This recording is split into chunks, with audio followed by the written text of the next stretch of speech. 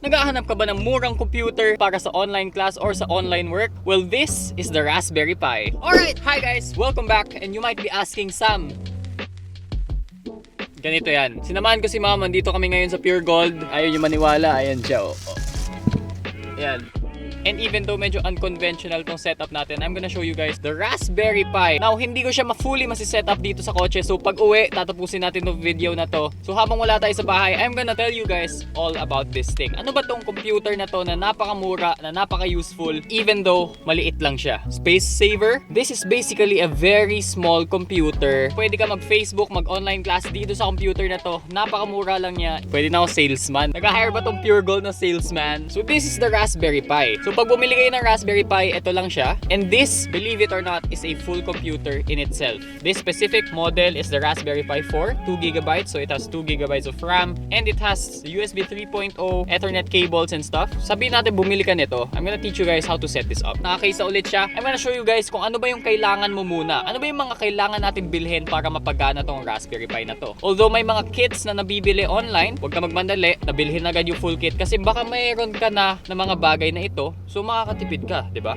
And this is the first thing we need. It's a micro SD card. And ito na yung main storage ng device nyo. So I suggest 16GB and above. And next, to power the Raspberry Pi, what we need is a USB Type-C. Yes, same as with your cellphones, pero ideally 5V. Pwede nyo gamitin yung charger ng cellphone nyo, pero hindi mo magagamit yung full power ng Raspberry Pi kasi limited yung electricity na pumapasok sa kanya. So, I suggest get one of these. It's a 5V power supply for the Raspberry Pi. Now, this is a mini HDMI cable. So, ito yung gagamitin natin para makita natin kung ano ba yung display. Kasi ayaw mo naman ng computer, tas di mo din makikita kung ano yung nangyayari, di ba? Now, if you have these things already, yung Raspberry Pi na lang kailangan nyo bilhin. But if not, I'm gonna leave the shop link wherein I got these. So, I got it from SHOPEE. Check nyo na lang yung description sa baba. Anyway, that's pretty much it dito sa kotse. Kailangan ko ipakita sa inyo kung paano pa ba siya i-set up. And I'm gonna show you guys that pagka-uwi natin. Alright? Antayin na lang natin si Mommy. Alright, so nasa bahay na tayo. And for example,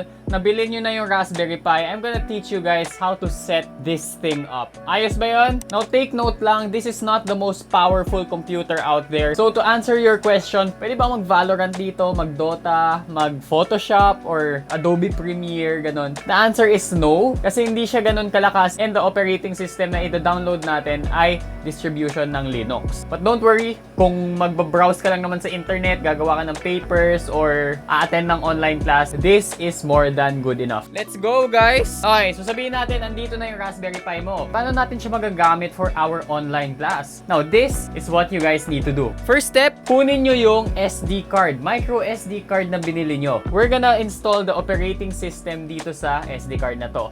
Don't you worry, madali lang to. Trust me. First, you need a micro SD card reader. Laptop ko wala, so I borrowed my mom's laptop. And ipa-plug natin sa loob to. There we go.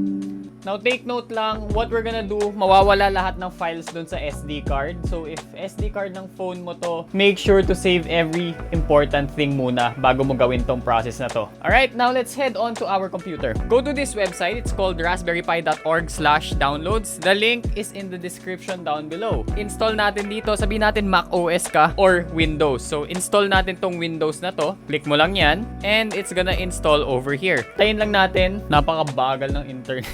50 kbps, tama ba to? Ayan, tapos na yung download. Open natin yung file, and then install natin siya. There we go. Gagawin natin dito, first we're gonna choose the SD card. So let's select this one. And next, we're gonna choose the operating system. Madaming mga choices dito. I'm gonna show you guys few of the choices. First is Raspberry Pi OS. Ito yung ida-download natin. So ito yung main operating system talaga ng Raspberry Pi. Itong Ubuntu naman, ibang klaseng Linux distribution to. Now this could work, but I suggest sticking with Raspberry Pi OS kasi ito yung talagang made for the Raspberry Pi. Now RetroPie, ito parang operating system na gagawin niyang gaming machine yung Raspberry Pi mo. So yung mga retro games na nakikita mo sa arcade, pwede mo laruin dito sa Raspberry Pi. Maybe let's do a video about that soon. Hindi ko pa actually natatry to, but I'm really interested in trying it out. Those are the few operating system, but for now, we'll stick with the Raspberry Pi OS. Lastly, let's click on write. All existing data on the SD card will be erased. Let's continue. And then here, mag-write na siya. So, ida-download niya yung operating system and then i-install niya dun sa Raspberry Pi. This might take a bit of time given na sobrang bagal nung download nito. So, let's give it a while. And I'm going to skip sa pagtapos ng install na to para makita natin kung anong gagawin right after this. Okay, for some weird reason, ayaw gumana no write. Nag-e-error siya. So, with that, I'm gonna show you guys an alternative kung paano natin siya pwedeng gawin. Huwag kayo mag-alala. I got you guys. Dito sa same page natin, we're gonna scroll down and then we're gonna go over here. Manually copied to an SD card. So, let's select Raspberry Pi OS. Bagal talaga ng internet namin, may gulay.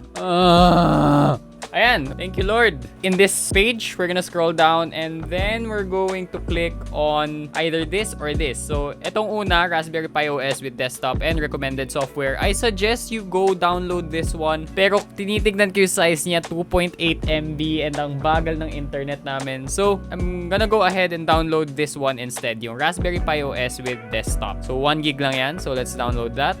Oh my gulay. So I suggest pag ida-download nyo siya para maiwasan natin yung sobrang bagal na download speed, I suggest you guys download it via torrent. So don't worry, this is all legal. Kahit download torrent yung nakasulat dyan, walang virus to, I promise. Now while that's downloading, we need to download another piece of software to do this method. So go ahead dun sa website down in the description below. It's called Balena Etcher. Now let's just wait na mag-fetch yung latest release. And then, after a while, we can click on download. Sana naman mabilis na to, di ba? Oh my... Yes! Ayan na siya! There we go! Now, for this method, ang una natin gagawin is select natin yung file na kaka-download lang natin doon sa torrent. Kung hindi nyo tinorrent, doon sa dinownload nyo. Basta yung file na yun. Open that. And then next, we're gonna select target. Ang target natin dito, you guessed it right, yung SD card. And then, we're gonna click on flash. So, pag to hindi gumana, hindi ko na lang alam, wala na akong alam na iba pang way. For sure, gagana na to. Alright? Kita nyo yan? Napakabilis oh. Okay, there we go. Flash complete. Successful target. Alright, now we can exit that. So, diba? Ang lapit nyo na sa akin. Hindi ko kasi siya mapakita pag malayo. After doing that, so na-download na natin yung operating system, we're gonna put it in the Raspberry Pi. It's that simple, promise. Andito sa ilalim ng Raspberry Pi, yung slot kung saan mo isasaksak yung SD card. So, let's put it in there. Chineng! Before we power it on, saksak muna natin sa monitor. Meron tatlong slots dito. The USB-C power socket. Itong dalawang to, parehong HDMI cable yan. So kung gusto mo mag-dual monitor, Brody, dual monitor Raspberry Pi, you got it. And then this one's the headphone jack. Now, if isa lang naman yung monitor mo, we're gonna plug it in dito sa pangalawa. Yung malayo doon sa USB-C.